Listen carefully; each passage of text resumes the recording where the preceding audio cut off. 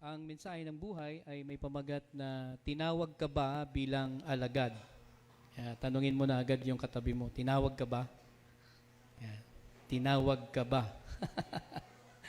Kusa ka bang pumunta rito o tinawag ka?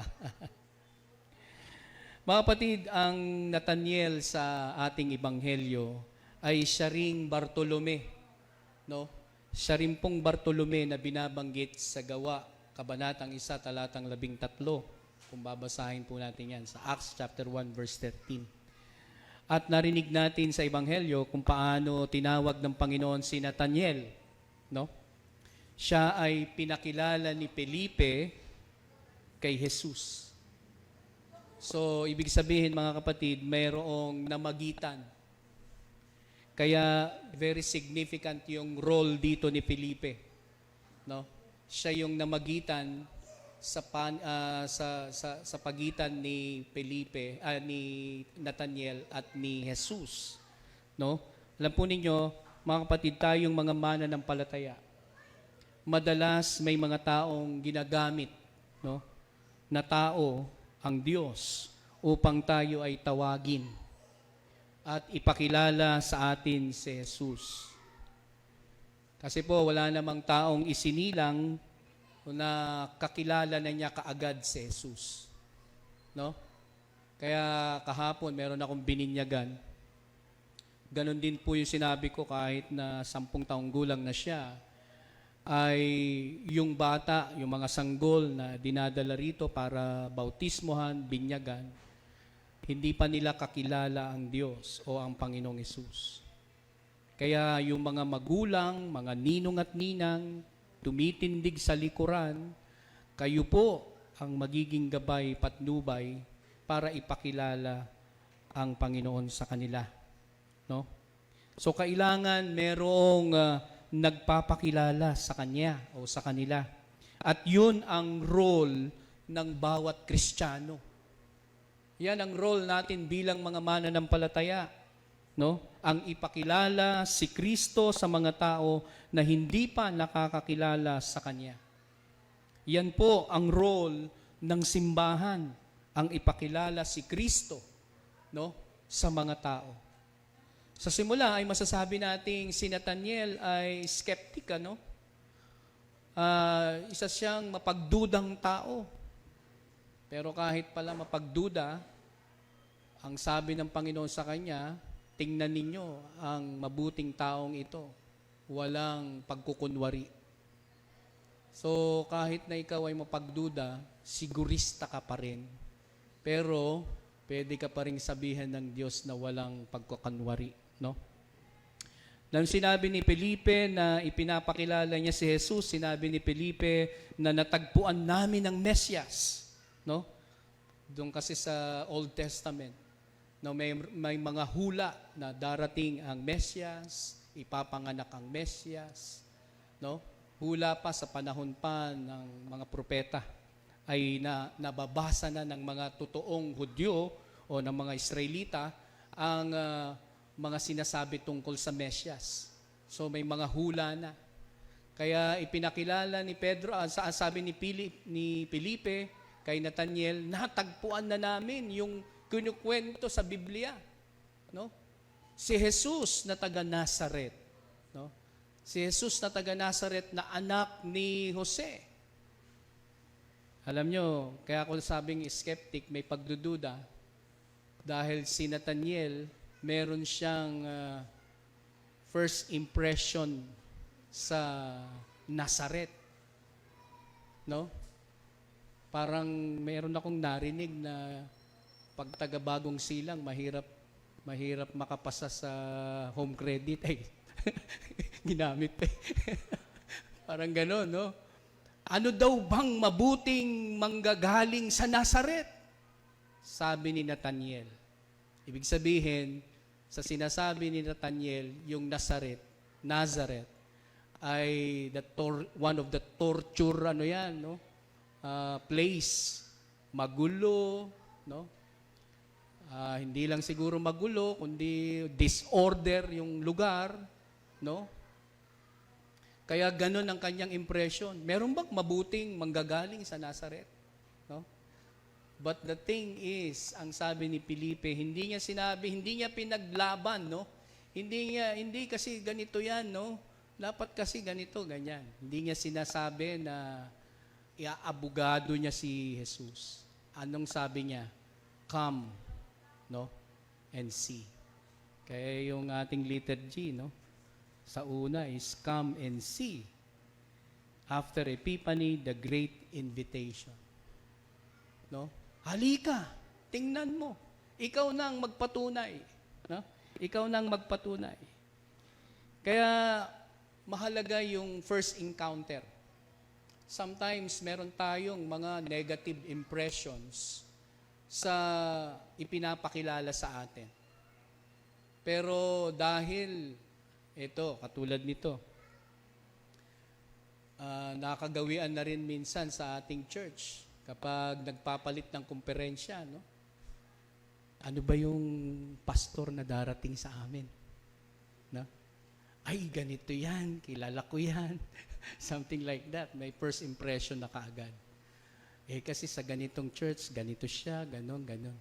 So, hindi mo pa nakakasalamuha, meron ka ng agad na negative impression. No? Pero yung first encounter, napakahalaga po nun. Papaano nakilala ni Nathaniel, no, si Jesus sa unang pagtatagpo. So, kaya ito, bagamat ganun nagsimula ang reaksyon ni Nathaniel kay Jesus, no?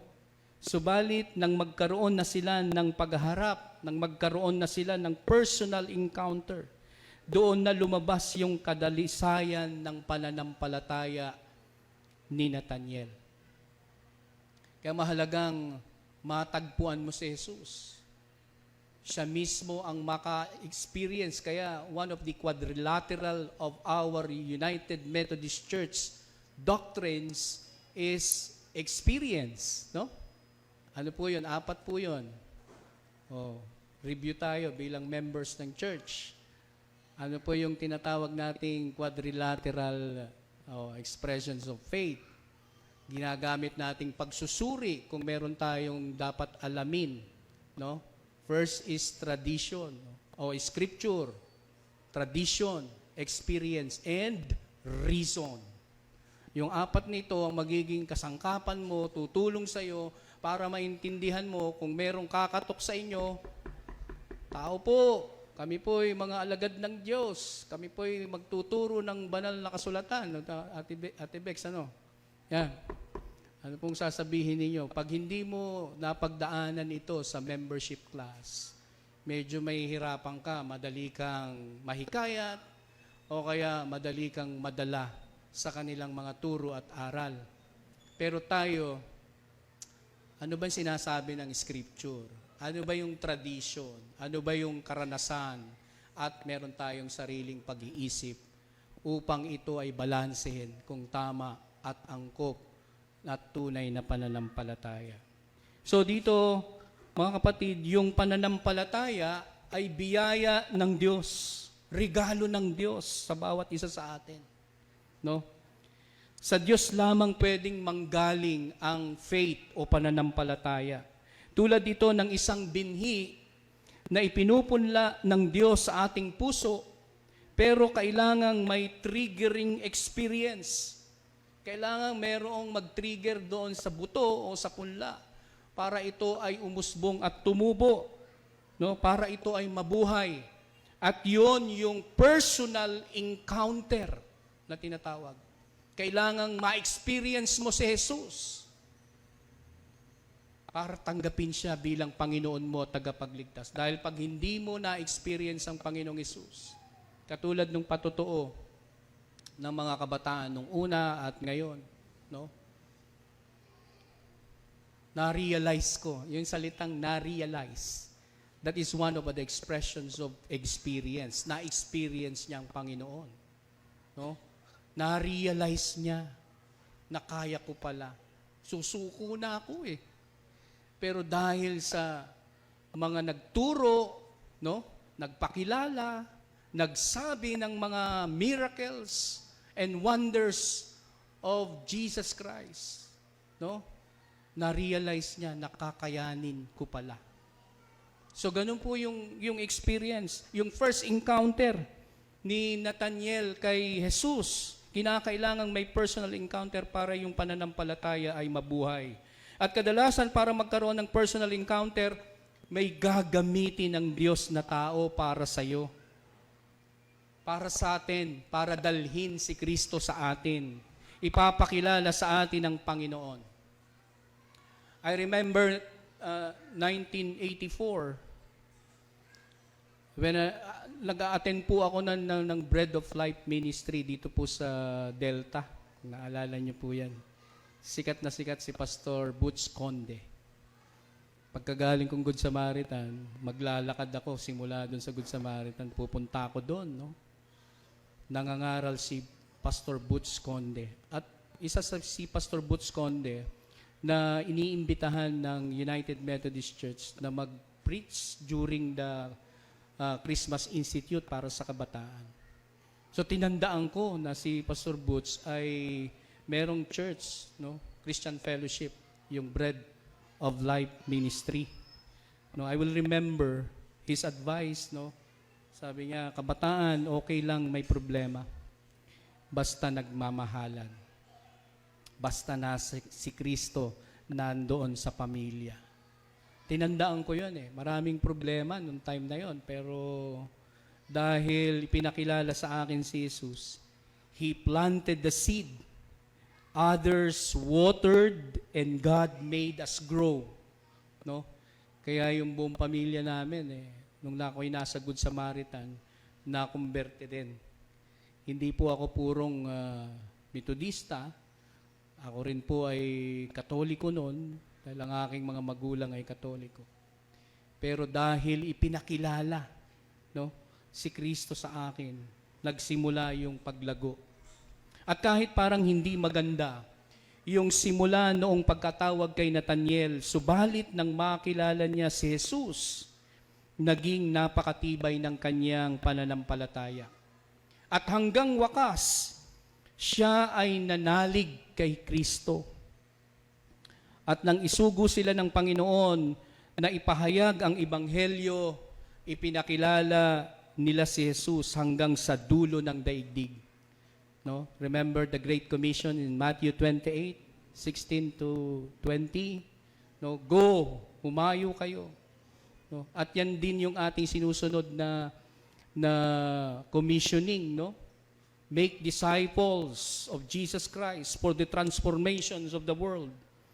At yan ang tawag sa bawat isa sa atin. Pinakilala ni Nathaniel bilang alagad, kasama sa alagad sa mga alagad ni Jesus. Ipinakilala niya sa lahat hanggang sa wakas ng kanyang buhay. Siya'y naging martir. Buksan niyo sa Wikipedia. No? Nathaniel, the disciples of Jesus Christ, papaano siya namatay. Ayon sa tradisyon, ay binalatan siya ng buhay. At siya ay pinugutan ng ulo. No? I-type nyo, how did Nathaniel die in the Bible? Alam mo, si Bartolomeo, Nathaniel, yung kanyang martyrdom by being skinned alive and crucified. Nakatiwarik, no? Nakatiwarik siya. Siya ay binalatan ng buhay ng mga idolaters of Armenia, Western Asia, near Turkey, sa bansang yan. And the most troubled of the disciples after Jesus' death preached the gospel sa Mesopotamia, sa Iraq, sa Persia, sa Iran, Ethiopia, Arabia, and India. Yan yung pupuntahan ng mga alagad Sa history, yan ang mga pinuntahan at dyan sila namatay, pinatay. Nakakalungkot sa mga misyonary na ganito. At sa ganong katindi ng kanyang karanasan para sa pananampalataya, ganong katibay ang kanyang pananampalataya kay Kristo, hindi niya tinalikuran ang Panginoong Hesus kahit na hirap at matinding sakit at pasakit ng kanyang dinanas para lamang kay Jesus. Kaya mga kapatid, tayo rin Bawat isa sa atin, tinatawag ng Panginoon. Lahat tayo ay tinatawag ng Panginoon na maging alagad niya. At sinusugo rin tayo bilang apostol sa ating panahon upang ipahayag si Kristo. Ipakilala si Kristo lalo na sa mga taong hindi pa nakakakilala sa Kanya. Lalo na itong buwan na to, no? Tinatawag nating Bible Month. Sana man lang isang verse sa Bible ang bawat araw mag-post ka sa iyong FB para naman maging kapaki-pakinabang yung Facebook mo. No? Mag-send ka ng message sa Messenger, sa friend mo, kaya sa mga taong malapit sa iyo. Kapamilya mo, kaibigan mo. No? Mag-share ka ng Word of God. We have to bring people to Jesus. Kaya suriin natin ang ating mga sarili kasi baka yung ating mga relasyon kay Jesus ay masyadong privatize. Alam niyo yung privatize? Alam niyo po yun? Marami kasing nagsasabing sila yung mga Kristiyano, ngunit ang kanilang relasyon sa Panginoon ay privatize. Yung parang sa Kanya, siya lang at si Jesus. No? Kaming dalawa lang ni Jesus. Sweet nyo naman. Walang pakialamanan na kaming dalawa lang ni Jesus. Walang kasaling iba. Hindi po pwedeng ganun, mga kapatid. Ang relasyon natin sa Panginoon, it composes, no? Sabi nga, love God and love your neighbor. Hindi pwedeng kayo lang ni Jesus. At tayo bilang mga Metodista, we believe that John Wesley has said, there is no religion that is not social. No? No holiness that is not social. Kaya naniniwala si John Wesley at tayo pinapamana sa atin na yung ating pagiging banal hindi lang pang sarili. Kasi pag pang sarili, no? Yung kanta ni ano yun? Ano ba yung kanta ni Ate Claire? Banal na aso. Santong kabayo, gano'n, no? Hindi po pang sarili ang kabanalan. No? Sabi po ni John Wesley, Wesley goes on to say that without social holiness, we cannot exist. It is because of God's love for us and Christ's love that we reach out into the world to walk with others and to accompany them in their journey. Hindi pwedeng wala kang gagawin. Lalo pa pag ikaw ay Kristiyanong magulang, gagabayan mo yung iyong mga anak. At yung mga anak mo hanggang sa kanilang mga magiging pamilya, ganun din ang gagawin. No? At kung ikaw naman ay may classmate, kaibigan ka, kapwa ka, no? Sabi nga ni Ate Josie, maging kapwa-tao sa kapwa. Diba? Isa sa pagiging mabuting kapwa-tao, yung nagbabahagi ka ng salita ng Panginoon. Ate Bex, may tindahan. No? Habang bumibili yung nagtitinda sa'yo, pwede mong bahagina ng salita ng Panginoon. Ganon ang ginagawa nila. No? Hindi pwedeng ang ating pananampalataya ay privatize. We have to share our faith to other people. Kailangan suriin natin ang ating sarili. Ito magandang pagsusuri ito sa 2nd linggo pagkatapos ng Epipanya. Ang kahulugan ng Epipanya ay pagpapahayag ng Diyos sa atin. No? Ngayon, imbitasyon na. Halika't tingnan mo. At ikaw naman ngayon ang tinatawag ng Panginoon. Ilan na kayang tao ang nadala ko kay Jesus? No? Tanungin mo yung sarili mo. Ilan na kayang tao ang nadala ko kay Jesus? Ito po kasi yung tinatawag na namumunga ka. Iyon ang bunga. Ilang tao na ang nadala mo kay Jesus? Ilang tao na sa pamamagitan mo ang nakakilala kay Jesus? Iyon po ang bunga. Pagharap natin sa Panginoon, hahanapan tayo ng bunga. No? Hahanapan tayo ng bunga. At iyon ang pinakamabisang bunga. Iyon ang bungang hinahanap ng Panginoon, yung mga taong nadala natin sa Panginoon. Hindi po yung nadala, o hindi po yung nadala. Dalawa pa lang yung klaseng salitang nadala. Nadala at nadala. Meron ding mga taong nadala mo at meron ding mga taong nadala dahil sa iyo. Ayaw na magsimba. Ayaw nang kilalanin si Jesus dahil nakita ka. Nadala sa iyo eh. Pero yung nadala mo kay Jesus, no? Yung lumapit sa pamamagitan mo kay Jesus, no? Alam po ninyo mga kapatid, bilang mga Kristiyano, walang higit pa na walang higit pa na masarap pakinggan. Na may magsabi sa iyo na alam mo kapatid, dahil sa iyo nakilala ko si Kristo. Sarap pakinggan 'yan, di ba? Dahil sa iyo, no, nakilala ko ang Diyos. Meron na ba nagsabi sa inyo niyan, mga kapatid? Dahil sa iyo nakilala ko si Kristo. Dahil sa iyo, no, nakilala ko ang Diyos. Pag may narinig kang ganyan, no, na nagsasabi sa iyo ng ganyan, abay, no? Sabi nila pwede ka nang kunin ni Lord. Kasi nagampanan mo na yung tungkulin mo bilang alagad. Yan ang alagad. No? Go and make disciples of Jesus Christ. Nagampanan mo na yung Great Commission. No? Pag may nagsabi sa iyo, kapatid, nang dahil sa iyo, nakilala ko si Jesus. Nang dahil sa iyo, nakilala ko ang Diyos. Sapagkat, ito naman ang tungkulin ng bawat isa sa atin. Ito ang tungkulin bilang alagad ni Kristo. Kaya napakahalaga ng salitang come and see. No? Ginawan ko ng acronym yung salitang come. No, come. Ibig sabihin ng come, see, committed. Are we committed? To commit your way to the Lord is to build your life upon the values of the kingdom. It is to bring your time, talents, and treasure into full alignment with His will and purpose. Sabi ng Psalmista David, no? Commit your way to the Lord. Trust in Him and He will act.